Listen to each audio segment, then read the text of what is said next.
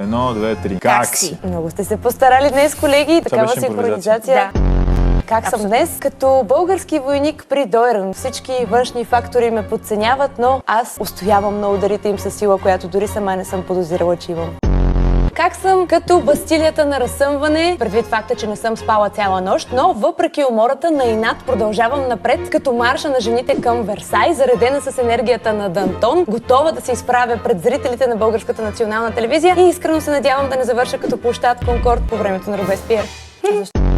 Как си? Като лирически герой на Есенин. Усмивка в кръчмата, тъга в очите.